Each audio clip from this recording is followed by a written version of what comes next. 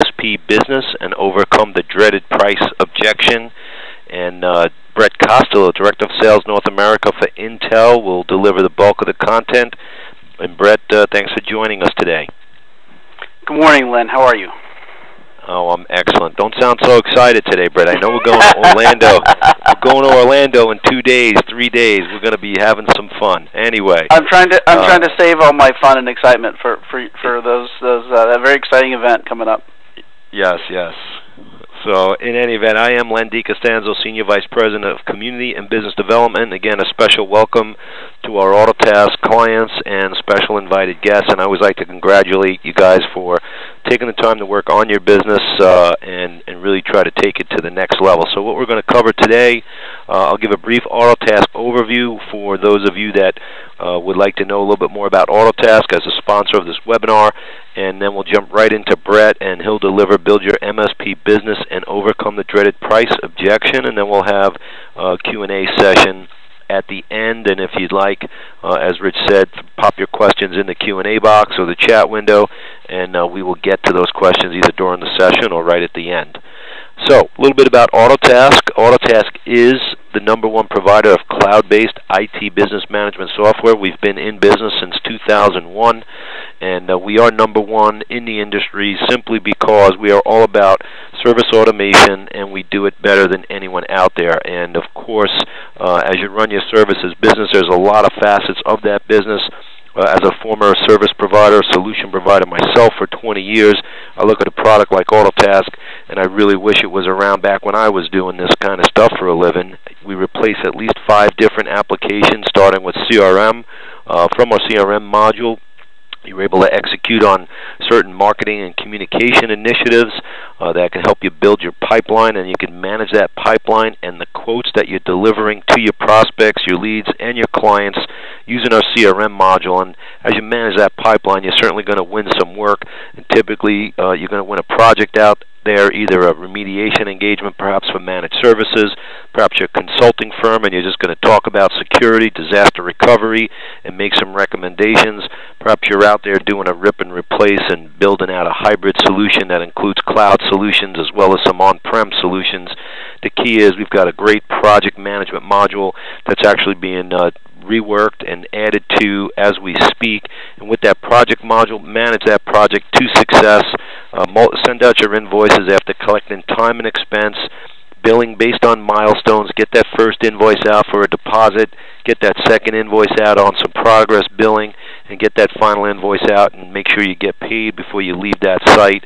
Of course, then you got to move into that support role, that ongoing management of the environment, pulling into that trusted advisor role. Now you can use the service desk module to open tickets based on user service requests, inquiries, whatever it may be. And as you're working on those tickets, again, collect your time and expense and either send an invoice for time and material, incident-based billing, many different types of billing relationships you have with your client, all can be handled through Autotask.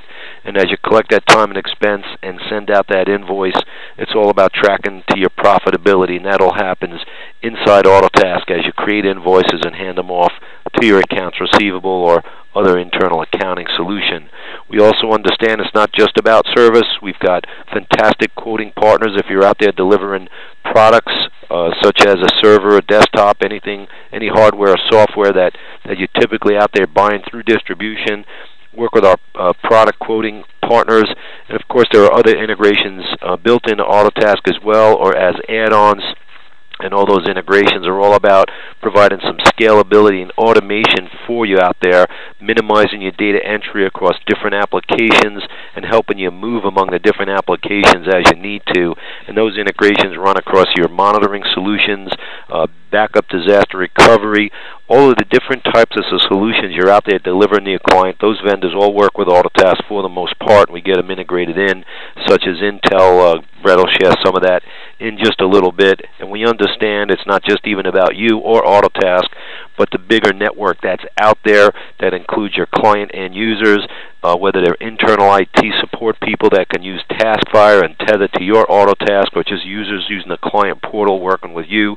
You also outsource work to your peers across the country, across the globe, in fact, and we have a universal outsourcing module built into Autotask to allow you to not necessarily abdicate responsibility on a ticket, but delegate it and track it and make sure that the work's getting done. And our built-in online community of over 47,000, close to 50,000 users at this point, sharing best practices and working together inside the community software built right into Autotask. So as you can see right there, replacing at least 5 different applications and integrating with the many others that you may have in your business. And Autotask is global. We've got over 200 employees. Our headquarters is here in East Greenbush, New York, just outside of Albany. We've got a large office in the UK, in London, England, actually in Richmond, headed by Mark Banfield. And we have an office in Beijing, China, mostly development, but building out a lot of support and sales. And actually, we've just translated our product into Chinese, and we're working inside that market as well. Germany, Australia, all feet on the street, global, and translated into French, Spanish, Chinese, Japanese. And I always like to share that we are in these other markets simply because Autotask invests over 50% of our revenue back into the product. And as we've translated our product and entered these new markets, clearly we're going to drive revenue up and increase innovation and spend on our product and just continue to make it better and better. And as a hosted product, as a cloud-based product, we are putting out a new release every 6 to 8 weeks. So stay tuned. As Autotask grows, you're just going to see the product really expand. And because you don't have to have a server and you don't have to manage and maintain infrastructure to support Autotask, you're just going to see new features and be able to use them and continue moving along without having to worry about any kind of setup and things like that.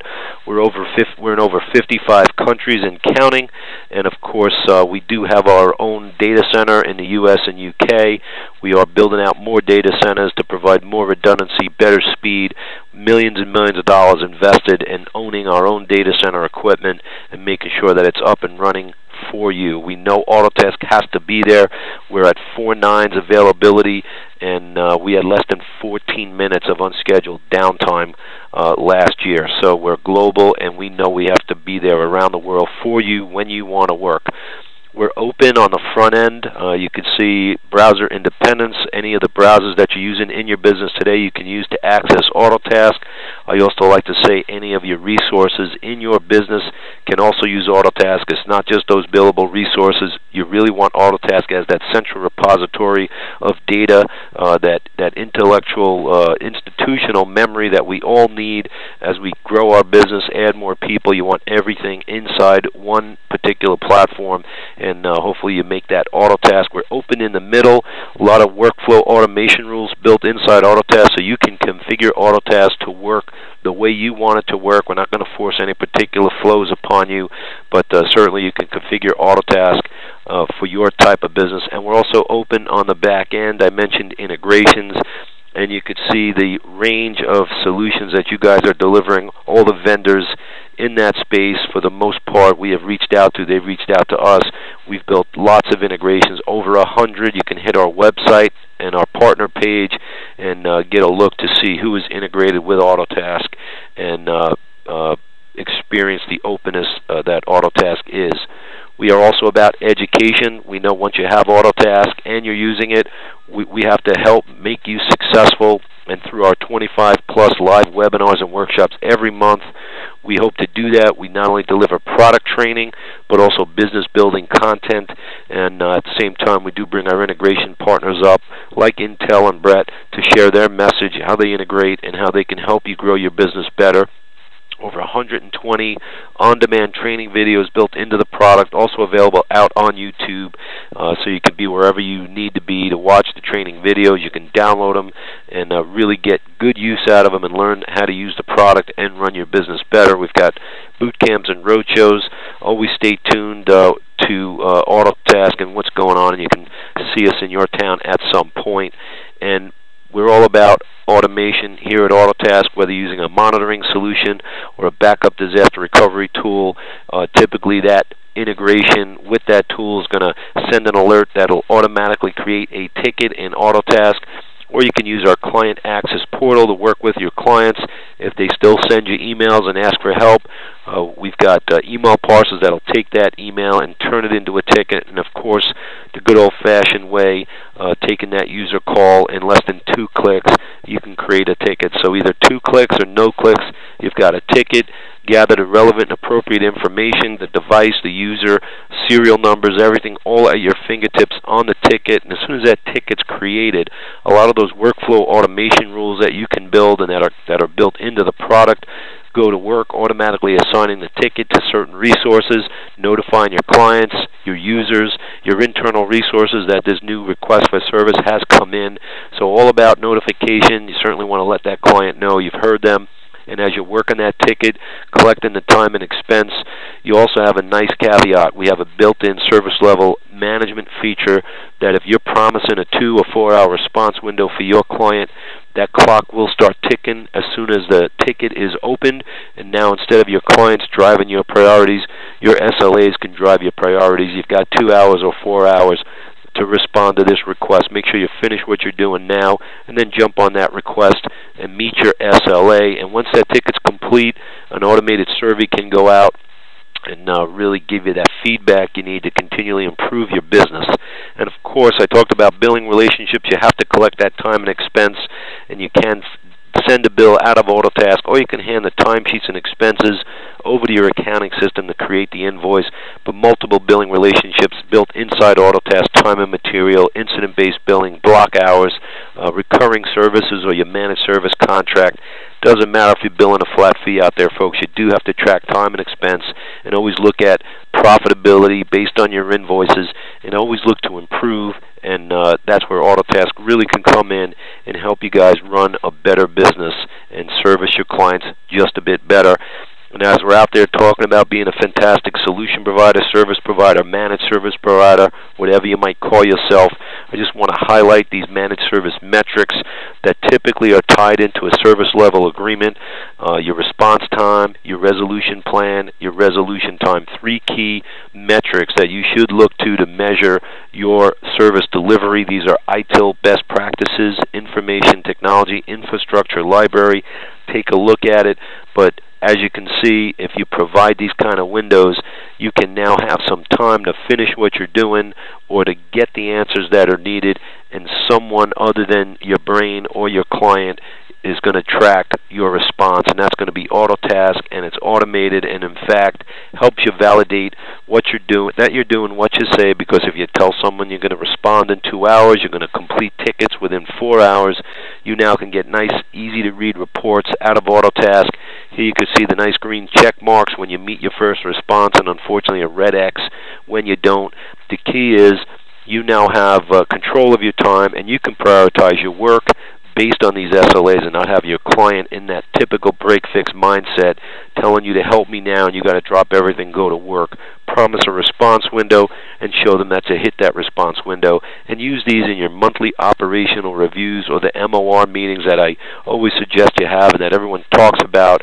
But use these reports, again, validate what you're doing, make sure you continue to get paid by that client and they see the value that you're delivering based on your promises. And built-in surveys and service delivery benchmarks really help you understand how your client feels about your service. A couple of different ways that these surveys feed Autotask: at the contact level or user level who opened the request and fills out the survey, rolls up into the account so you can know how the account overall feels about you, and also tied to that engineer, that billable resource that went out and did the work. Always giving you that chance to add training to that engineer or perhaps reach out to a disgruntled user or client and just make sure that they're still happy with your service and what you need to do to get it there. Here you see on a benchmark type survey, we've got 2 benchmarks built into Autotask: on-site service as well as remote service. Those built-in questions, you can actually shoot them out, and since we're hosted and multi-tenant, those surveys, as they're sent out by Autotask users, they've opted into this benchmark. You can see how you compare against the network average on your on-site service delivery or on your remote service delivery. And of course, you can use it as a selling point if you're better than the network, and as a point or reason that you need to improve if you're not better than the network. So a great selling point, a great supporting argument for your clients that they're working with a really solid IT service provider, and that would be you. And of course, we've talked a lot about Autotask and perhaps the automation on the service desk and service delivery. Just want to make sure I highlight again that Autotask helps you generate revenue across 4 critical stages to securing your client for life. That's what I like to call it, the 4 critical stages to secure that client for life, because the last thing you want to do is go out, have to find a new client every month, every week.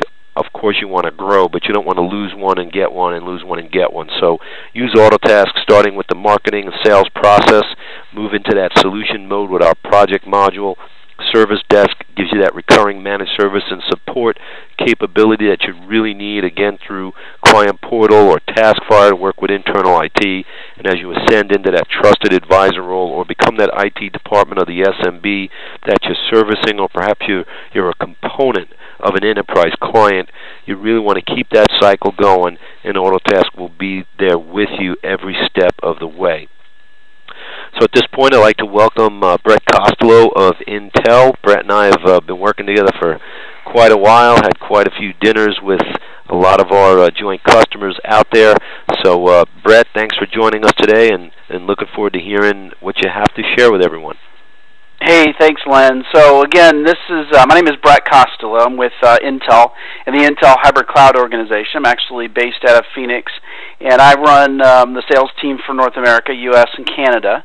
And I really appreciate the opportunity, Autotask, inviting me in. And really, what I wanted to talk to you a little bit about today was, as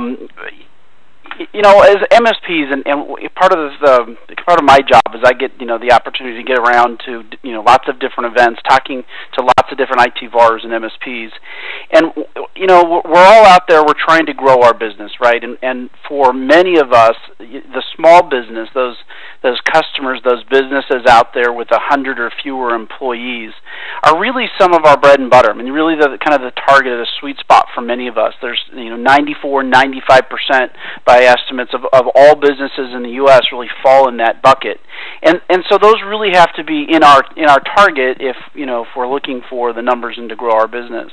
And there's lots of the small business is really a challenge and opportunity, and it also has some interesting sort of speed bumps to it in terms of that process. And what we want to talk a little bit about today is just that idea of how do you grow your MSP business, how do you onboard new customers and new clients, but get past some of the biggest objections, which almost always come around pricing. How much is this going to cost me? If we're talking about services, sometimes we're okay there, but then we turn around, we look at their environment, the network that they have, that they're turning to us now, right, to go help them with, and it is old and dusty and noisy and just not an environment that we're overly excited to go in and manage and take over that risk. And so then we turn our sights to this conversation around, well, you've got to replace that server now. If I'm going to partner with you, if I'm going to take over your network and manage your environment, we're going to need to get equipment in there that's reliable. And so then the conversation turns to that project, the network refresh project. And oftentimes that's where we run into some of the stiffest objection. You're going to do a site survey, a network survey. You're going to come back with a proposal. I don't know. It's $8,000. It's $12,000. It's $20,000. It's some amount of money to replace that server. All of the CALs, update their Windows Server 2003 to something a little newer. And add the right kind of software to their environment that helps them be more productive, more safe, and more secure, and allows you to manage it at a more reasonable rate of return on your margins. And that's where I think there's different tools that are now coming on the market that weren't here just even a year or two ago that I think you can start to look at to take advantage of. And so we'll focus today on making money in the cloud and how do we do that? How do we bring that marketing message around the cloud, but still keep ownership of it? There's some products out there like Office 365, for example, that are out there that are a little hard for us to sort of get our arms around in terms of how we deliver it to our customers and still retain ownership of that relationship? How do we sell server hardware and keep our margins up? You know, it's been a long time that we've been out there selling hardware, and we've been just accepting razor-thin margins. And it's just so competitive. How do we build margins back into that part of our business again? And how do we really overcome that overall price objection? And finally, how do we improve margins on our managed services delivery? So, you know, this image is very sort of emblematic of what we see every day, right? You go into a small business from, you know, sea to shining sea, and you're going to see something just like this. It's something old, something dusty, something that doesn't work. It's probably 7 or 8 years old, and it's not the environment you really want to manage.